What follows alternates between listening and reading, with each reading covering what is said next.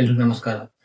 ಇವತ್ತು ನಾವು ನೋಡ್ಬೇಕಿರೋ first topic, ನಮ್ಮ ಚಾನಲ್ ಸ್ಟಾರ್ಟ್ ಆಗಿದ್ದ ಉದ್ದೇಶ ಹೇಳ್ತಿದ್ದೀನಿ. ಎಲ್ಲರಿಗೂ ಒಂದು ಸೋಷಿಯಲ್ ಅವೇರ್ನೆಸ್ ಬರಬೇಕು, ಎಲ್ಲರೂ ಸ್ವಲ್ಪ ಥಿಂಕ್ ಮಾಡಲೇಬೇಕು ಅನ್ನೋ ಕಾರಣದಿಂದ ಈ ಚಾನೆಲ್ ನ ಸ್ಟಾರ್ಟ್ ಮಾಡಿರೋದು. ನನಗೆ ಸ್ವಲ್ಪ ಲ್ಯಾಂಗ್ವೇಜ್ ಪ್ರಾಬ್ಲಮ್ ಇದೆ, ಆದ್ರೂ ಸರಿ ಮಾಡ್ಕೊಂಡು ನಿಮ್ಗೆ ತಿಳಿಸೋದಕ್ಕೆ ಟ್ರೈ ಮಾಡ್ತೀನಿ.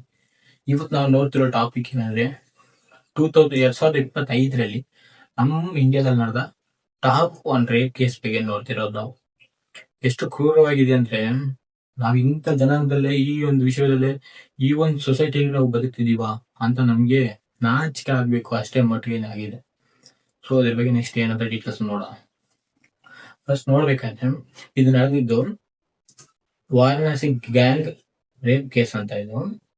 ಇದು ನಡೆದಿದ್ದು ಬಂದು ಯಾವಾಗ ಗೊತ್ತಾ, ದಿನಾಂಕ ನೋಡ್ಬೇಕಾದ್ರೆ 29 ಮಾರ್ಚ್ ಅಲ್ಲಿಂದ 4 ಏಪ್ರಿಲ್ 2025ರವರೆಗೆ ಒಟ್ಟು 7 ಡೇಸ್, ಒಂದು ವಾರದ ರೇಪ್ ಕೇಸ್. ಇದು 1 ವಾರ ಆಗಿದ್ದು. ಎಂತ ಘಟನೆ ಅಂದ್ರೆ ಯೋಚನೆ ಮಾಡಿದ್ರೆ ನಮ್ಗೆ ಮೈಗೆ ಜುಮ್ ಅನ್ನಿಸ್ಬೇಕು, ಅಷ್ಟು ಮಟ್ಟಿಗೆ ಇರೋದು. ನೋಡ್ಬೇಕಾದ್ರೆ ಜಸ್ಟ್ 19 ವಯಸ್ಸು ಹುಡುಗಿ ಏನಾಗಿದೆ ಅಂದ್ರೆ ಘಟನೆ ಅದು. ನಾನು ಸಿಂಪಲ್ ಆಗಿ ಒಂದು ತಮಿಳ್ ಚಾನಲ್ ನೋಡಿದೆ.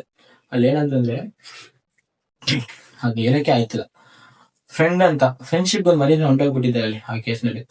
ಫ್ರೆಂಡ್ ಅಂತ, ಈಗ ನಾನು ಒಂದು ಫ್ರೆಂಡ್ ಅಂದ್ಮೇಲೆ ಆ ಹುಡುಗಿ ಬಾ ಜ್ಯೂಸ್ ಕುಡ್ಬಿಟ್ಟು ಬರೋಣ ಅಂತ ಕರೆದಿದ್ರು.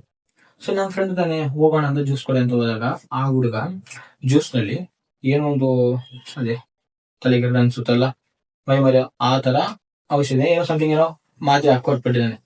ಅವಳು ಕುಡಿದು ಬಿಟ್ಟಿದ್ದಾರೆ. ಕುಡಿದ ಮೇಲೆ ಅಲ್ಲೇ ಹೆಂಗಿದ್ರು ಹೋಟೆಲ್ ಹೋಗಿದ್ರಲ್ಲ, ಅಲ್ಲೇ ಪಕ್ಕದಲ್ಲಿ ಒಂದು ಹೋಟೆಲ್ ಹೋಗಿ ಅಲ್ಲೇ ರೂಮ್ ಹಾಕಿದ್ದಾರೆ. ಫಸ್ಟ್ ಅವನ್ ಬಾಲ್ಯ ಬಲಾತ್ಕಾರ ಮಾಡಿದ್ದಿಲ್ಲದೆ ಅವನ್ ಫ್ರೆಂಡ್ಸ್ ಬಂದ್ ಮಾಡಿದ್ದು, ಹಂಗೆ ಬರೋದು ಹೋಗೋದು, 3 ಜನ ಬರೋದು ಹೋಗೋದು, ಈ ತರ ಆಯ್ತಿದ್ದಿದೆ. ಕೊನೆಗೆ ಒಂದ್ಸಲ ಆ ಹೋಟೆಲ್ ಅಲ್ಲಿ ಸುಮಾರು ದಿನ ಆಯ್ತು. ಆದ್ರೆ ಮತ್ತೆ ಅದೇ ತರ ಇಂಜೆಕ್ಷನ್ಸ್ ಮೆಡಿಸಿನ್ಸ್ ಎಲ್ಲ ಕೊಟ್ಟು ಬೇರೆ ಹೋಟೆಲ್ ತಗೊಂಡೋಗಿ ಅಲ್ಲಿ ಅವ್ರ ಫ್ರೆಂಡ್ಸ್ ಟೋಟಲ್ ಎಷ್ಟು ಜನ ಬಂತ, 23 ಜನ. ಕೇಳ್ಬೇಕಾದ್ರೆ ಮೈ ಜುಮ್ ಅನ್ಸುತ್ತೆ. ಅದನ್ನ ಅವ್ರ ಅಮ್ಮನ ಹತ್ರ ಹುಡುಗಿ ಹೇಳ್ಬೇಕಾದ್ರೆ ಹೆಂಗ್ ಇದ್ದಿರ್ಬಾರ್ದು, ಅದ್ ಹೆಂಗ ಹುಡುಗಿನ ಬಿಟ್ರು ಅಂತ. ಆ ಹುಡುಗಿ ಬದುಕಿದೆ ದೊಡ್ಡ ವಿಷಯ ಹೇಳ್ಬೇಕಾರೆ. ಅದೇನ್ ಗೊತ್ತಾಗಿದೆ, ಈ ತರ ಎಲ್ಲ ಬಾಲ್ಯ ಬಲಾತ್ಕಾರ ಎಲ್ಲ ಮಾಡಿ ಆ ಹುಡುಗಿನ ತಗೊಬಂದು ರೋಡಲ್ಲಿ ಎಲ್ಲೋ ಬಿಟ್ಬಿಟ್ಟು ಹೋಗ್ಬಿಟ್ಟಿದ್ದಾರೆ. ಆ ಹುಡುಗಿ ಹೆಂಗ್ ನಡೀತಿದೆ ಏನಂತ ಗೊತ್ತಿಲ್ಲ, ಯಾಕಂದ್ರೆ ಮೆಡಿಸನ್ ಅದಿದಂತ ಎಲ್ಲ ಕೊಟ್ಟು ಡ್ರಗ್ಸ್ ಎಲ್ಲ ಕೊಟ್ಟು ಹಂಗೇ ಬರ್ತಿದೆ ಅದು. ಕೊನೆಗೆ ನೋಡ್ಬೇಕಾದ್ರೆ ಆ ಹುಡುಗಿ ಹೆಂಗ ತಗೊಬಂದು ಪೊಲೀಸ್ ಸಿಕ್ಕಿದ ಲಕ್ಷ ಪೊಲೀಸ್ ಸ್ಟೇಷನ್ ಹೋಗಿದ್ದಾರೆ ಈ ತರ ಅಂತ ಹೇಳಿದ್ದಾರೆ. ಆಮೇಲೆ ಅವಳಿಗೆ ರಿಪೋರ್ಟ್ ಚೆಕ್ಸ್ ಎಲ್ಲ ಮಾಡಿಸುವಾಗ ನೋಡ್ಬೇಕಾದ್ರೆ ಅವ್ರಿಗೆ HIV ಇದೆ ಅಂತ ಬಂದಿದೆ. ಯಾಕಂತಂದ್ರೆ ಆತರ ಅವ್ರಿಗೆ ಕೊಟ್ಟಿರೋ ಇಂಜೆಕ್ಷನ್ಸ್, ಅದ್ರಲ್ಲಿ ಬಂದ್ಬಿಟ್ಟು ಇದೇ ಇಂಜೆಕ್ಷನ್ ಸುಮಾರು ಜನ ಕೊಟ್ಟಾಗ ಯಾರೋ ಒಬ್ಬರ ಮೈಯಲ್ಲಿದ್ದ HIV ಇವ್ರಿಗೂ ಅಂಟಿದೆ. ಸೊ 23 ಜನ. ಆ ಹುಡುಗಿ ಬದುಕಿದೆ ದೊಡ್ಡ ವಿಷಯ ಅಂತ ಹೇಳ್ತಿದ್ದಾರೆ. ದೊಡ್ಡ ವಿಷಯ, ಬದುಕಿದೆ ಪುಣ್ಯ ಅಂತ ಹೇಳ್ತಿದ್ದಾರೆ. ಅಲ್ಲ ಆ ಹುಡುಗಿ ಹೆಂಗಿದ್ದಿರ್ಬಾರ್ದು. 23 ಜನ ನೆನೆಸ್ಕೊಂಡ್ರೆ 7 ದಿನ, 1 ವಾರ. ಅದನ್ನ ಕೇಳಿದಾಗ ಅವ್ರ ಅಮ್ಮನ ತಿಳಿದಾಗ ಅಮ್ಮನ ಹೆಂಗಿರ್ಬಾರ್ದು ಕೇಳ್ಬೇಕಾರೆ. ಅದನ್ನ ಯಾಕೆ ಯಾರು ಅರ್ಥ ಮಾಡ್ಕೋತಿಲ್ಲ. ಇಂಥ ಘಟನೆ ಅಲ್ವಾ, ಇಂಥ ಜನಾಂಗದಲ್ಲಿ ನಾವು ಬದುಕ್ತಿದ್ದೀವಿ. ಪ್ರತಿಯೊಬ್ಬ ತಂದೆ ತಾಯಿಗಳಿಂದ ನೋಡ್ತಿರೋರು ಯಾರು ಒಬ್ರು ಸರಿಯಾಗ್ಬೇಕನ್ನೋದು ನನ್ನ ಉದ್ದೇಶ. ನನ್ನಿಂದ ಒಬ್ರು ಸರಿಯಾದ್ರು ಖುಷಿ, ಅದಕ್ಕೋಸ್ಕರ ನಾನು ಹೇಳ್ತಿರೋದು. ಸ್ಕಿಪ್ ಮಾಡದೆ ನೋಡಿ, ಸ್ವಲ್ಪ ಯೋಚನೆ ಮಾಡಿ. ನಮ್ ಸ್ವಂತ ಅಕ್ಕ ತಂಗಿ ಇದ್ರೆ ಅವ್ರನ್ನ ನಾವು ಬಲೆ ಬಲಾತ್ಕಾರ ಮಾಡ್ತೀವಿ, ಯೋಚನೆ ಮಾಡಿ. ಯಾವ ಜಾಗದಲ್ಲಿ ಬಲೆ ಬಲಾತ್ಕಾರ ಆಗಿದೆ ಅಂತ ಹಾಕಿದ್ದಾರೆ. 23 ಜನರೊಡನೆ ಬೀದಿ ದಾರಿ, ಹೋಟೆಲ್ಗಳು, ಕಾಫಿ ಹೌಸ್ ಮುಂತಾದ ವಿಭಿನ್ನ ಸ್ಥಳಗಳಲ್ಲಿ ಬಾಳೆ ಬಲಾತ್ಕಾರ ಮಾಡಲಾಗಿದೆ. ಬೀದಿ ದಾರಿಯಲ್ಲಿ, ಹೋಟೆಲ್ಗಳಲ್ಲಿ, ಈ ಕೆಫೆ ಸಮಥಿಂಗ್ ಪ್ಲೇಸ್ಗಳಲ್ಲಿ ಹಿಂಗಿದ್ದಿರ್ಬಾರ್ದು.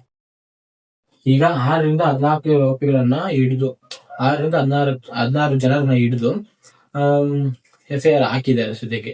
ಇನ್ನು ಉಳಿದವ್ರನ್ನ ಹುಡುಕ್ತಿದಾರಂತೆ. ಇಂಥ ಜನರನ್ನ ನಾವು ಜಸ್ಟ್ ಕೇಸ್ ಹಾಕಿ ಜಾಲಿಗೆ ಊಟ ಹಾಕಿ ಅಲ್ಲೇ ಫುಡ್ ಕೊಟ್ಟು ಎಜೆಗೆಲ್ಲ ಹಾಕಿದ್ರೆ ಜಾಲಿಗೆ ಇರ್ತಾರಪ್ಪ. ನೀವು ಹಿಡಿದ್ರು ಪ್ರಯೋಜನ ಅಲ್ಲ.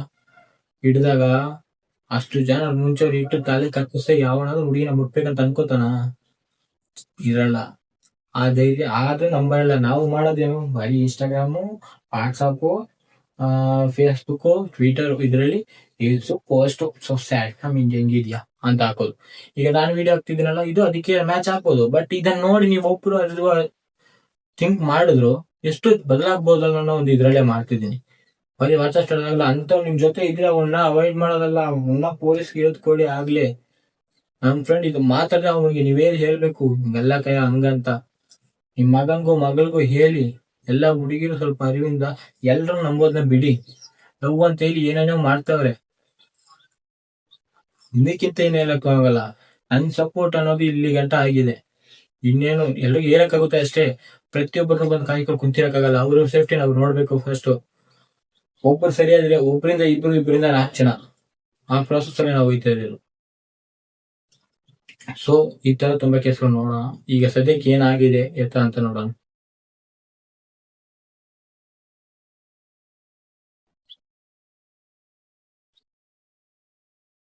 ಇದು ವಾರಣಾಸಿಯಲ್ಲಿ ನಡೆದ ಒಂದು ಘಟನೆ ನೋಡಿದೀವಿ. ಏನ್ ಘಟನೆ ಅನ್ನೋದನ್ನ ಪ್ರಾಕ್ಟಿಕಲ್ ಆಗಿ ಮಾತಾಡಿದ್ದೀನಿ. ಅಲ್ಲಿ ಕೇಸ್ ಏನಾಯ್ತು, ಅವ್ರು ಏನ್ ಮಾಡಿದ್ರು ಅನ್ನೋದು ಸೆಕೆಂಡ್ರಿ. ಈ ತರನು ನಡೆಯುತ್ತೆ ಅನ್ನೋದನ್ನ ಪ್ರತಿಯೊಬ್ರು ತಿಳ್ಕೋಬೇಕು. ಹೋಗ್ತಾ ಹೋಗ್ತಾ ಸರಿ ಆಗುತ್ತೆ ಅನ್ನೋ ನಂಬಿಕೆ ಎಲ್ಲ. ಮಹಾತ್ಮ ಗಾಂಧಿ ಹೇಳಿದ್ದು ಕೊನೆವರೆಗೂ ನಡೆಯಲ್ಲ ನನ್ಗೆ ಗೊತ್ತಿರೋ ಮಟ್ಟಿಗೆ. ಯಾವ ಒಂದ್ ಹೆಣ್ಮಗು ಮಧ್ಯರಾತ್ರಿ 12 ಗಂಟೆಗೆ ಒಬ್ಳೆ ಒಂಟಿಯಾಗಿ ನಡೀತಾರ ದಾರಿಯಲ್ಲಿ ಅವತ್ತೇ ನಿಜವಾದ ಸ್ವತಂತ್ರ ಅಂದ್ರು. ನಮ್ಮ ಅಪ್ಪ ನಾನೇ ಹೇಳ್ತೀನಿ, ಯಾವ ಜನ್ಮದಲ್ಲೂ ನಡೆಯಲ್ಲ. ನಾನು ಹೇಳ್ತೀನಿ. ಬೇರೆ ದೇಶಗಳಲ್ಲಿ ಗಲ್ಲುಗೇರಿಸ್ತಾರೆ, ತಲೆ ಕಟ್ ಮಾಡಿಸ್ತಾರೆ, ಏನೇನೋ ಮಾಡ್ತಾರೆ. ನಮ್ ದೇಶದಲ್ಲೇ ಹೇಳ್ತಿಲ್ವ ನಾನು. ವಾಸಪ್ರಾಸ ಇದ್ರಲ್ಲೇ ಇದೀವಾಗ ಏನ್ ಮಾಡಕ್ಕಾಗುತ್ತೆ. ಆಲ್ಮೋಸ್ಟ್ ಎಲ್ಲ ಚಿಕ್ಕ ಚಿಕ್ಕ ಮಕ್ಳು ಎಂತ ವಿಡಿಯೋಗಳು ನೋಡ್ತಾರೆ ಗೊತ್ತಾ. ಅಷ್ಟು ಮಟ್ಟಿಗೆ ಪೇರೆಂಟ್ಸ್ ಸ್ಟ್ರಿಕ್ಟ್ ಇದ್ದೀರಾ. ಇದು ನೋಡಿದ್ಮೇಲೆ ಆದ್ರೂ ಸ್ವಲ್ಪ ಚಿಕ್ಕ ಮಕ್ಳಿಗೆ ಫೋನ್ ಕೊಡೋದು ನಿಲ್ಸಿ, ಬುದ್ಧಿಯಲ್ಲಿ ಕಲಿಸಿ ಏನು ಎತ್ತ ನಾನು. ಆಗ ಮನ್ಸು ಬೇಜಾರಾಗೋ ತರ ಮಾತಾಡಿದ್ರೆ ಕ್ಷಮಿಸ್ಬಿಡಿ. ಚಾನಲ್ ಸಬ್ಸ್ಕ್ರೈಬ್ ಮಾಡ್ಕೊಳ್ಳಿ. 4 ಜನಕ್ಕೆ ಶೇರ್ ಮಾಡಿ. ನನ್ನಿಂದ ನೀವು ನೋಡಿದ್ರಿ, ನಿಮ್ಮಿಂದ 4 ಜನ ನೋಡ್ಲಿ. ಇದನ್ನ ಸ್ವಲ್ಪ ಎಲ್ಲರಿಗೂ ಅಡ್ಜಸ್ಟ್ ಮಾಡಿ. ನನ್ನ ಲ್ಯಾಂಗ್ವೇಜ್ ಸ್ವಲ್ಪ ಪ್ರಾಬ್ಲಮ್ ಇದೆ, ಅದರಿಂದ ಕೆಲವೆಲ್ಲರೂ ಕ್ಷಮಿಸ್ಬಿಡಿ. ನಾನು ತಮಿಳ್ ಹುಡುಗ, ಬಟ್ ಆ ತಮಿಳ್ ಹುಡುಗ ಅನ್ನೋದಕ್ಕಿಂತ ಮದರ್ ಟಂಗ್ ತಮಿಳ್. ಸೊ ಅದರಿಂದ ಲ್ಯಾಂಗ್ವೇಜ್ ಪ್ರಾಬ್ಲಮ್ ಇರುತ್ತೆ. ಹೋಗ್ತಾ ಹೋಗ್ತಾ ಸರಿ ಮಾಡ್ಕೋತೀನಿ. ಸೊ ನಮ್ ದೇಶನೇ ಸರಿ ಆಯ್ತಾ, ನನ್ನ ಲ್ಯಾಂಗ್ವೇಜ್ ಸರಿ ಆಗೋದ್ರಲ್ಲಿ ಏನ್ ಪ್ರಾಬ್ಲಮ್ ಅಲ್ವಾ. ಓಕೆ, ಸೊ ಅರ್ಥ ಮಾಡ್ಕೊಳ್ಳಿ. 4 ಜನಕ್ಕೆ ಶೇರ್ ಮಾಡಿ, ಸಬ್ಸ್ಕ್ರೈಬ್ ಮಾಡ್ಕೊಳ್ಳಿ. ಇದೇ ತರ ಇನ್ನು ತುಂಬಾ ವಿಷಯಗಳನ್ನ ರೀಡ್ ಮಾಡ್ತಾ ನಾನು ಮತ್ತೆ ನಿನ್ನ ನೋಡ್ತೀನಿ.